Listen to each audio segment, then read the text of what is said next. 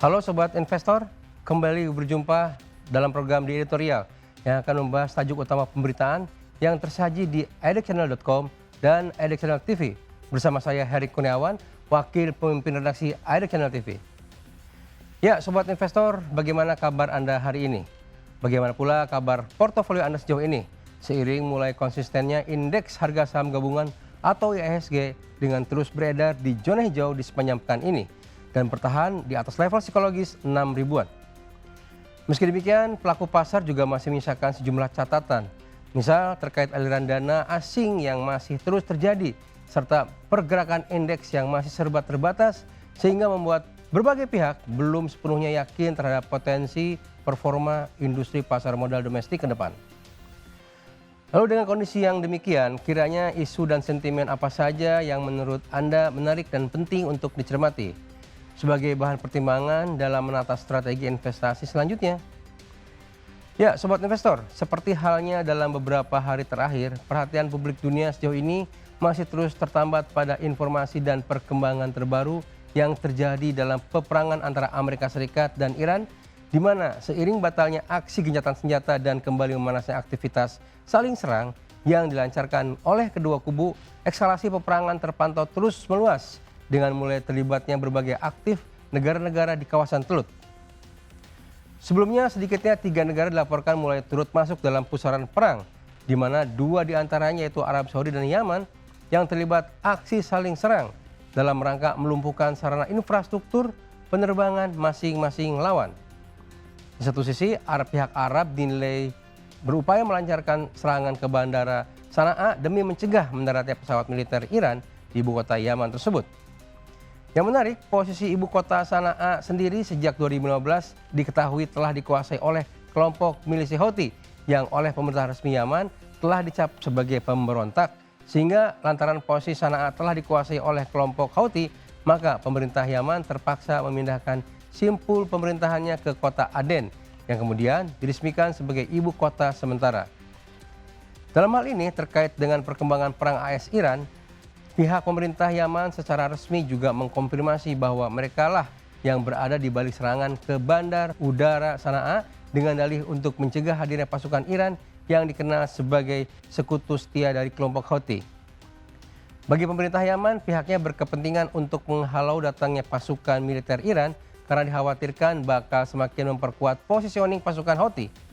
Sementara kelompok Houthi sendiri menuding bahwa serangan ke bandara udara Sana'a diinisiasi oleh Arab Saudi dengan seizin dan didukung penuh oleh Amerika Serikat sebagai upaya untuk menggembosi kekuatan pasukan Houthi yang notabene diyakini sebagai pasukan tambahan potensial yang sewaktu-waktu dapat mendukung sekaligus memberi masukan tambahan kekuatan baru bagi militer Iran. Karenanya guna merespon serangan tersebut, kelompok Houthi mengaku telah melancarkan sejumlah serangan rudal balistik dengan membidik bandara Abha milik Arab Saudi sebagai sasaran serangan kalinya. Tak hanya sebagai bentuk dukungan terhadap Iran, serangan kelompok Houthi kali ini juga sekaligus menandai berakhirnya kesepakatan gencatan senjata antara kelompok Houthi dan Arab Saudi yang telah terjalin dalam 4 tahun terakhir. Di lain pihak, di luar sengkarut saling serang antara Arab Saudi, Yaman, dan kelompok Houthi, sejumlah pihak juga membagikan tangkapan layar yang menunjukkan hadirnya pesawat militer khusus milik Rusia yang terlihat mendarat di kawasan Teheran pada Senin 13 Juli 2026 atau tepat saat Iran dan AS saling serang di tengah meningkatnya tensi perseteruan.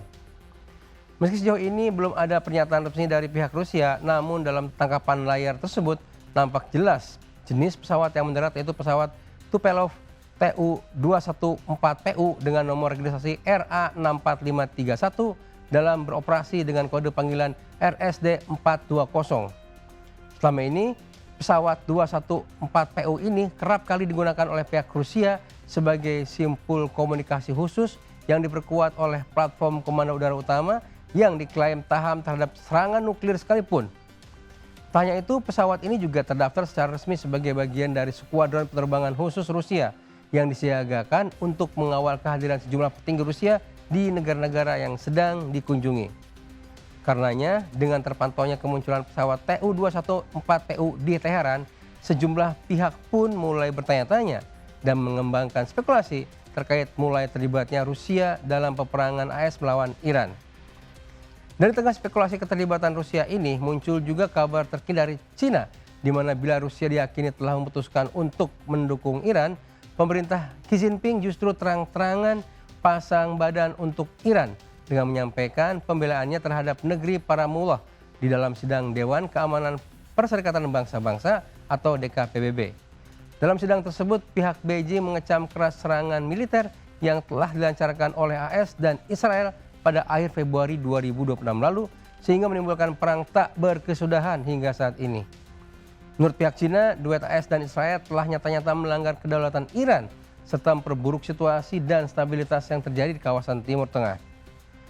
Dalam pernyataan resminya, pihak Cina meminta seluruh pihak untuk menghormati hukum internasional dan juga piagam PBB, sehingga dengan demikian Cina juga mendesak pihak PBB dan seluruh negara di dunia untuk turut mengambil peran dalam menghentikan kesewenangan AS dan Israel terhadap kedaulatan Iran sebagai sebuah negara merdeka. Dengan dasar pemikiran tersebut, Cina meminta agar DKPBB dapat segera mengambil langkah nyata untuk menghentikan aksi militer yang terjadi terhadap Iran dengan tidak lagi menggunakan kekuatan militer yang dinilai justru bakal memperkeruh suasana dan beresiko memantik konflik regional. Dalam hal ini, Cina mendesak DKPBB agar segera menyerukan penyelesaian perang lewat jalur diplomasi dengan meminta dukungan dari seluruh negara demi menjaga semangat perdamaian bagi seluruh masyarakat dunia. Di lain pihak, bila pihak Cina mendorong adanya upaya penyelesaian lewat jalur diplomasi, pada saat yang sama dukungan terhadap Iran juga datang dari kelompok bersenjata Kataib Hizbullah dari Irak yang berjanji akan segera bergabung dalam barisan militer Iran bila memang AS terbukti semakin memperluas operasi militernya terhadap Iran. Perluasan operasi tersebut memang mulai diisyaratkan AS bakal segera terjadi seiring dengan permintaan Presiden Donald Trump kepada negara-negara sekutunya di kawasan Teluk untuk dapat mulai mengirim pasukan militer ke wilayah Iran guna memulai peperangan jalur darat. Meski sejauh ini belum ada respon resmi yang disampaikan oleh negara-negara Teluk atas permintaan Donald Trump itu, namun dengan adanya sinyal tersebut, berbagai pihak meyakini bahwa pertempuran darat di kawasan Timur Tengah akan segera terjadi dalam waktu tidak lama lagi. Jadi bagaimana menurut Sobat Investor? Apakah peperangan darat benar-benar akan meletus dalam jangka waktu dekat? Lalu negara-negara mana saja yang secara resmi bakal terlibat dan secara tegas menyampaikan dukungannya pada masing-masing kubu? Demikian program di editorial edisi kali ini. Saya Heri Kurniawan pamit undur diri. Pantau terus berita ekonomi, bisnis, dan pasar modal hanya di idexchannel.com, IDEX TV, dan media sosial IDEX Channel. Sampai jumpa, jangan lupa selalu bahagia.